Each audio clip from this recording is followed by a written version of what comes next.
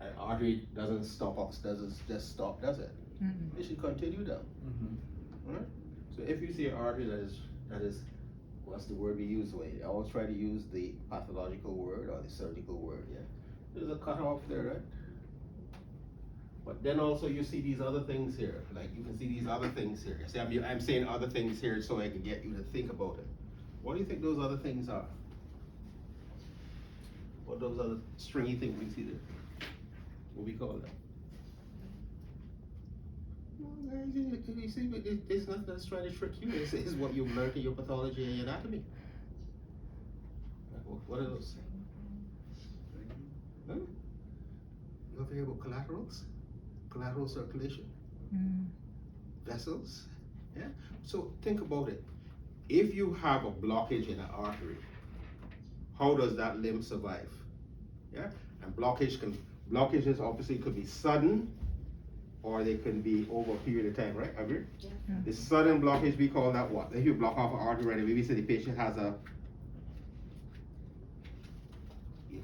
embolism. If you block up, it's a clot that has gone there right now and it's blocked it off. Yeah? You're not gonna see collaterals in that situation, are you? Agree? There's not enough time for the collaterals to develop, and that's why the patient will present with a cold leg. Yeah? As opposed to the patient now who has what? The patient has atherosclerosis, right? So you're gonna have plaques in his vessel. They're gonna get narrowing in a sequentially decreasing way. So what do you think how the body keeps itself viable? By forming collaterals, right? To compensate for the loss that, because as you narrow this vessel, and you can see the narrowing now is down to zero, because you can't even see nothing coming through now. But the leg is still intact, but it's compromised. So the leg is surviving with the basis of these collaterals. And that's when you will start seeing the clinical features that you know how you assess a limb when a patient comes in. I think so. What tests you will do in the clinic that you will tell you that this patient's leg might be in trouble? What test do we do? Here we go. So you see how you can put that together?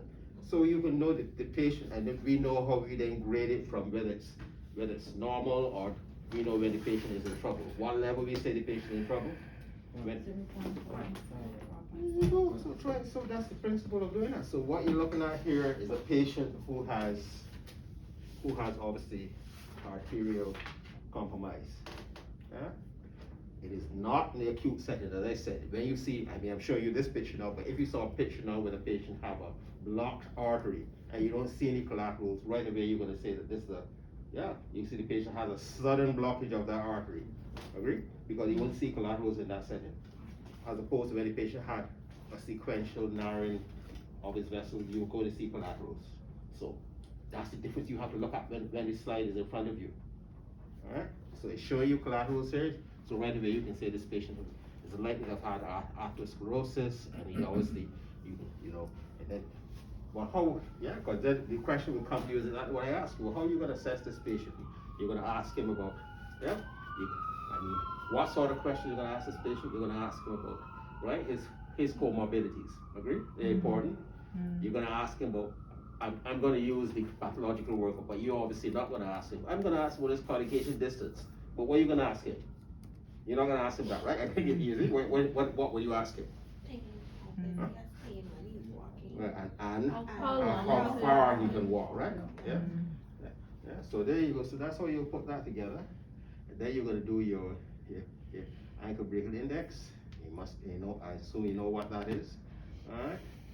And you know, like when you're down to, if you're down to 0.3, so because remember it's a sequential thing. You know when the patient's in trouble. Remember the exam is theoretical. If the patient has 0.2 or 0.3, if you look at his leg, what do you think you might see? When he reaches that level of compromise, you might then see what? The skin might be shiny, loss of hair. You're sure? That's, remember, for example, he's down to 0.2, 0.3. He's almost the absolute blockage. What if he's absolutely compromised? What do you think the patient's going to have? He's going to have. Huh? You don't usually get cold limbs in a patient who has this sort of situation, because it's being kept warm with the collaterals. But again, but you see, you're all not thinking, you see, you got to think to what happened. But If- it's close to the closing. So tell me what you're gonna see. On the patients that you're gonna see ulcers, blackness, yeah?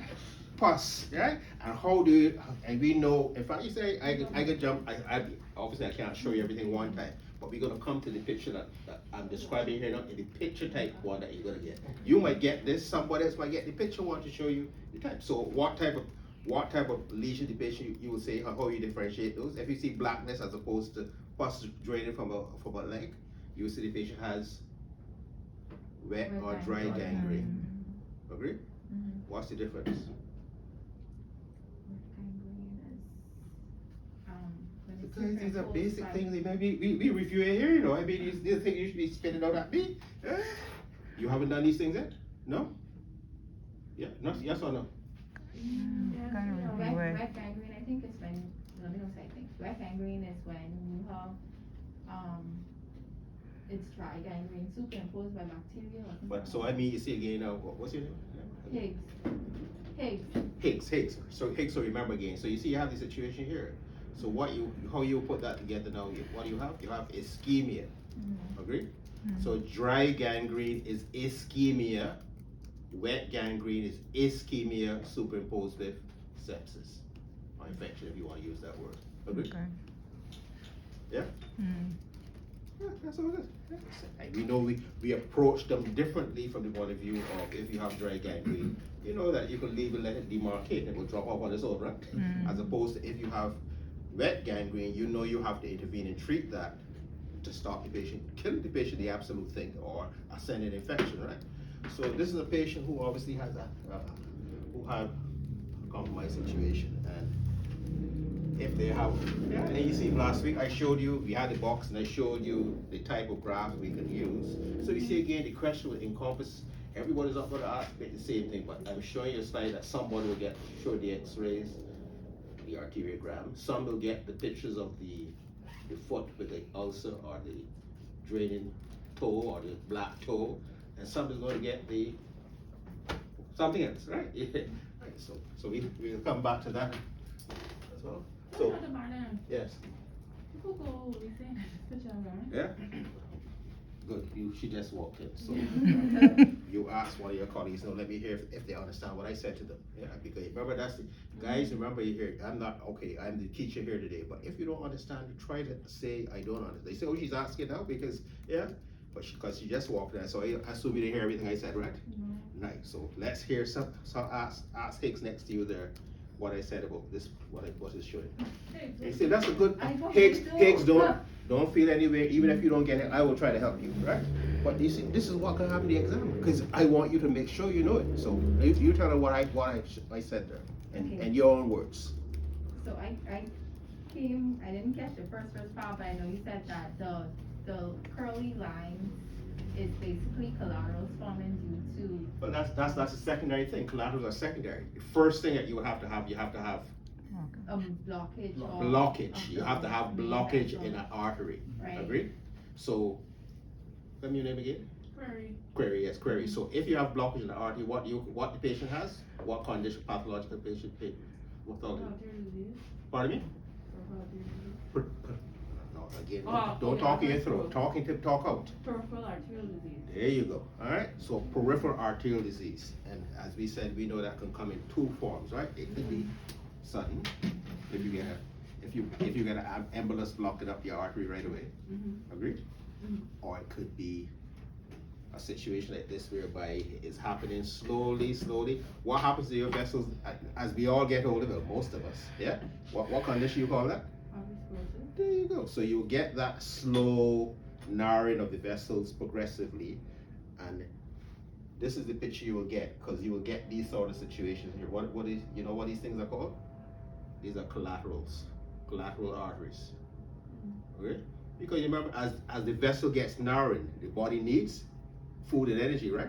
So you see what the body is? The body is a living thing. It will modify itself by forming additional. It will try and get blood to the toes, but it's going obviously it can't get through this block now, or narrowing. So it's going to form collateral vessels, and that's where your leg don't feel cold.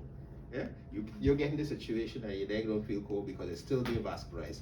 But you can see as the narrowing goes on and on, it's going to get worse and worse, but it's going to come to the stage, and that's where we talked about, we brought in the ABI, right? You know what's ABI, right? Yeah, I go break it like that. There you go. So you know that you know what is normal, and you know that if it gets to 0, you're gonna see a patient with a black leg in front of you, right? As opposed to when it's 3 or 4, they might come with a ulcer on their leg, or they might come with a black toe or a toe that is draining pus. Agree? So we call that wet gangrene as opposed to dry gangrene. But you're not going to see collaterals in a situation where you have sudden blockage, the embolus situation. Agree? Because the body doesn't have time then to form collaterals. Because collaterals are formed, just like arthritis, are formed over a long period of time. And that happens, you see, as the narrowing goes, collaterals are formed. If you come with a sudden blockage, you're not going to get collaterals in that situation. Right? Everybody with me? Yeah? Okay. All right. And as I was going on to say, as it was the third thing I was going to say. We see, that's what we're looking for, these are the collaterals. Yeah, those small, yeah. Yeah, because remember, they're not going to be as big as the original femoral vessel. But remember, but you see how the blood vessels, because the blood will still get to the toes. Yeah? But it's just not good, it's not normal. Yeah? Yeah. So these stringy things you're seeing, there is blood just taking different pathways to get distally. Alright? Everybody see that? Alright? So as I said, somebody will get the x-rays, the arteriogram. Some of you will get the pictures with which I'll show you in a minute, get the foot, the physical foot to look at, or they might get the graphs I showed you last week. Yeah? Because to salvage this limb now, obviously the absolute thing is amputation. But to salvage it, you're gonna do grafts, right? And in this situation, it's unlikely you're gonna use. We know the best thing is the saphenous graft, but we know that in most situations you're gonna use which type of graft? That I showed you last week, the synthetic ones. Yeah. Everybody remember that? Seeing the synthetic grafts? All right. Right, questions on that?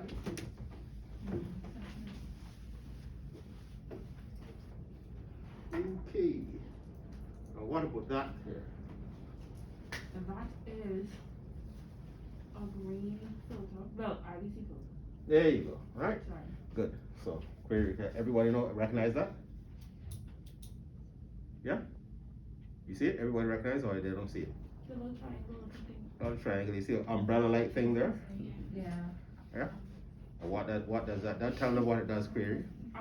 It prevents blood clots from going into the So this is indicated. You would insert this in the patient's. As she said, it's an IVC. As she was saying, a Greenfield filter, which is just a type of. Yeah, that's just a variation of a brand. I mean, if you said Greenfield, nobody would wrong you in the exam. You see. Yeah. Sorry, I don't see it. You don't see it? No, sir. the triangle thing. You don't see that? You see this thing like a stringy things there, like an umbrella. See, here's the. Oh, okay. Yeah, you see those stringy things there? Okay. Yeah. Mhm. So what you do, you obviously you use this. Whose technique we use again to cannulate arteries? So whose technique? Huh? Wait, Seldinger technique. Yeah. So we insert the IBC. Yeah, with the Seldinger technique. Obviously, when we put the balloon in, we put it in this situation, and then you fire it, and it opens up like an umbrella. So you see how it will capture any clots that are coming from distal. So we put that in the patient who has what? DVT, or you might use it in a prophylactic situation. Oh, like Because a patient who comes in orthopedics, who has fractures in their lower limbs, or they might have one fracture, but they're predisposed, they've had a past history of DVT. You see, once you know this patient has a propensity to form clots, or you got a prophylactic, they got 2 long bone fractures, right? They don't move, they're gonna have 1 toe fracture, you know, they ain't gonna move now at all, right? So this is where you're gonna start, you're gonna prophylax them, and this is where whose triad? Virtual stride is going to come into place. So you see how the variation of questions will come at you, yeah? And one of the ways of doing that prophylaxis is putting in a inferior vena cava filter, and it traps any clots from getting to where? The lungs, because you don't want them to compromise the patient's respiratory or cardiovascular system. All right? That's that. All right? Okay. You see it now? Yes, sir. Okay.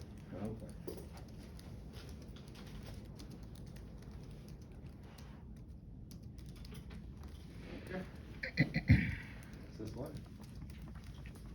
Right. So, you see now the negative films now of the same type of investigation we had originally. So again, once you see, and you think about it, the exam as well too, at least like when you see a bowel or a kidney x-rays and so forth with dye, don't say an x-ray and stop there. But I mean, you can say the thing right away, as I said, how you said arteriogram or angiogram. Don't say it's an x-ray. You see? I mean, it's an x-ray, but you can say x-ray that is a specialized one that is called, okay? Well, you can go straight away and say it's angiogram. Yeah?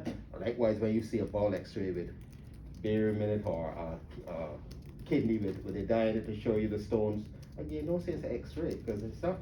It is an x-ray, but then you're gonna qualify what that type of x-ray is, alright? So you see where the first one we showed you now. So we can see now, this is again is an angiogram, arteriogram if you want to call it. And look and see the vessels now. You see how the vessels are running distally? There's no blockage there now. Okay? But you can see some other things on the films. What are those things you're seeing on the film? What are these metallic things we're seeing on the film? What that looks like to you? You're shooting. Hmm? You don't know what that was now? But bullet fragments. Bullet fragments. Alright? Bullet fragments. Alright, so it's showing you again. So this is an angiogram or arteriogram, as I said, two words are interchangeable. And so the patient obviously is being shot. And you show you, so here's you didn't see the continuation of the femoral artery in that first one. You see this now how it goes right now? See this one now, how this one is? So we know this artery is not compromised in this because this is not a patient who has a compromised limb. But the patient's come now because he's been shot in his leg. Alright? So if you get shot in your leg, we do an arteriogram, what do you think we're concerned about? That he has a femoral femoral damage. Alright? Okay, femoral damage. So let's look for it then. Alright? So, I mean, I don't know, the slides are projecting well, but I can see it. You see it? I mean, I don't know why this thing is not projected this morning, but.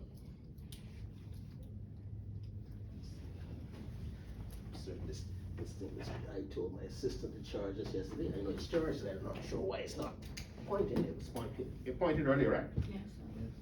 I don't know what's happening.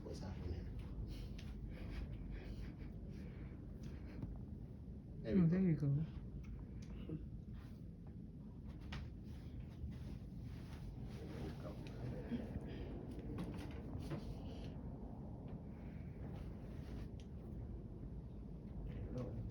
Maybe it's not charged up fully, but they mean it when it's fully charged. But anyhow, look here. Or if you want to come closer, because I mean, I'm not sure. Let me see if I can see it from the back. You can see it there, but it's not clear, so you need to come close to the screen to see it.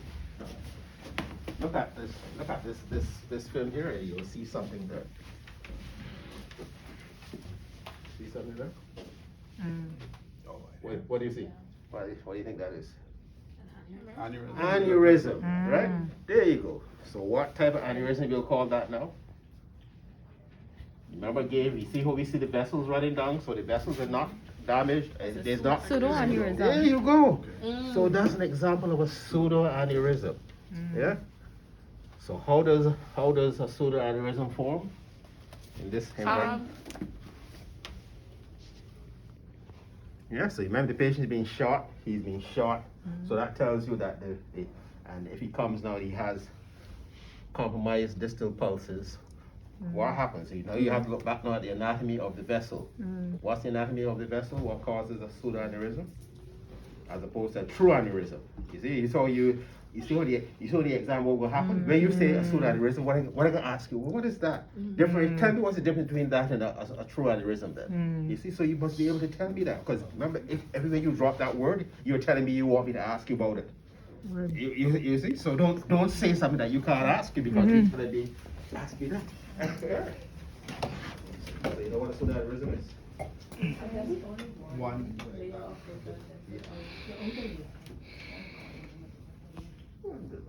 No, what's when is when it goes, it's between the tunica, oh lord. So let's go back to some anatomy then. What is the layers of vessels again? Remember you have the intima, the media, and the serosa, or the adventitia. Agree? So obviously you ain't shot from the inside the vessel. You should be shot from the outside, right? So the damage might be to the adventitia. So you see what? But you see, think about it. If you damage the adventitia now, but what is happening to the artery? It's not staying static. It's doing all the time what? Pulsing. So what do you think after a few days of that doing that, what's gonna happen to that vessel? So it's gonna start slightly leaking until eventually the question that you will get on your paper as well, and there's an exam question with it. The patient came in with a shot to his leg, his femur, he has a mid-shaft fracture of the femur. Patient's vessels, neurovascular status was intact when he presented. But 3 to 4 days later, you're called to the ward because his leg has massively increased in size and now he has no pulses in his distal limb. You see, that's how it develops, because obviously the continuous pulsation eventually ruptures it, boom, and then it goes, right? So you can see that the stage where he is still contained. So what you're saying is a Sunni aneurysm, and basically what it is the only part of the wall, is what used to be said adventitia, it might be part of the muscle as well too, right? But it's not it's not involving all 3 layers. That's the difference that you will say, that's what happens with aneurysm, when it's involving all 3 layers. Okay? Yeah? So that's what you see here, and you see how you will treat that now in the same way how we would treat what we said earlier. But if it's an isolated lesion, you can see you might be able to go there and excise it and repair the vessel primarily, right? If it's a small little hole, you can repair that. Now if it's a significant hole, you go back to the same principle that we said about using a graft. And if this is a healthy person, we might be able to use the saphenous, because you know the healthy person, that's the best graft to use. But if you don't have that, or if they're too small, when you look at the vessel and they're too small, again you fall back on the synthetic grafts. Alright? So with that scenario you just gave, right? Pardon me? With the scenario you gave with the shot to the what was the question? What we do? Or what was the question? Well, the question I will tell you, the MCQ questions or the short answer question is What we do? the Or- patient comes with, he has a mid-shaft fracture. I said mid-shaft would be any part, right? Has a fracture of his limb. Yeah. Remember he came in. Remember how you assess that patient when the patient comes through the door? You're gonna check their neurovascular status. It was fine. You know he got a fracture. We know we can fix it. However, they needs to fix. If it's proximal, we know we're gonna pit it with a DS dynamic hip screw. If it's sharp, we're gonna put a nail in. Easy. It's different than. But we planning that in 3-4 days on the ward. As I said, you're called, and all of a sudden, the patient's leg now remember he had good pulses. His leg was nice and small, just to put. You know his leg is like that, and his leg is cold. His foot is cold. What's his diagnosis? Yeah. The diagnosis where you know the patient obviously had a pseudoaneurysm. You might have picked it up initially, or this is when you would pick it up when the patient presents like that. So the patient has so you have to then say, and I'm planning to do this surgery next week, as happens in Princess Bar Hospital. We're fixing this fracture. So you have to change your plans now, because you need to take this patient's surgery right away, right? It's to save his limb. So you gotta go there now, as I said. So I'm giving you what the pathology and the process would be. You asking me the question will come anyway in that. Once you understand the principles, you can answer the question however it's asked, because the exam is going to switch around that question. Or what was asked 2 years ago.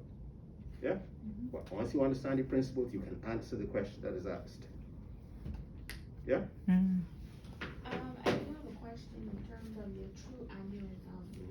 So your true aneurysms always occur from the inside and then they come bulge out? There you go, that's correct, yeah, so remember, remember it's gonna involve all three layers, Right. yeah? So, okay. As opposed to a pseudaneurysm, so you see how she's asked that important pathological question? Because one that is short, pathology is gonna start from the outside. You see the difference? But you're correct. A true aneurysm starts because when you go there to talk about dissecting aneurysms, the same principle, right? It's now the intima that tears, and the dissection occurs between the media and the intima. Yeah. Whereas this one here now will be more from the outside, will be the adventitia of the media. Yes. Is it? So easy once you understand the principles, you can put it together. Right? All right. No, I will tell you as well. I suppose I'm supposed to teach you everything, but I will tell you a few years ago when this type of X-ray, but it wasn't here, it was in Jamaica. These are university X-ray slides. A patient, one of the students in the exam said this patient had a road traffic accident. And you can see that student, they obviously didn't go to classes, right? Well,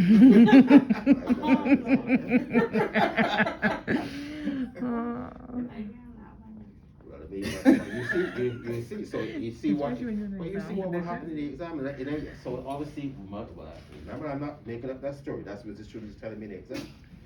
So I had to ask the student, I said, well, what are these, as you heard me say this morning, I said, what are these metallic things? Yeah? Agree? I mean, he was able to remedy himself, right? So don't do that. Okay? Alright, so. Alright, okay, you can see here this one as well. I mean, it's projecting, but you can see, you see it there? It looks like a berry. Everything, see that?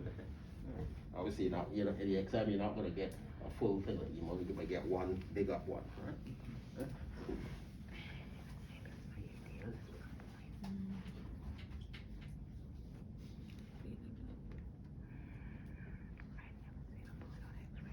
That's the one we saw? Yeah, we saw that. We saw that. Good, so let's exit that. Right, we're coming away from that.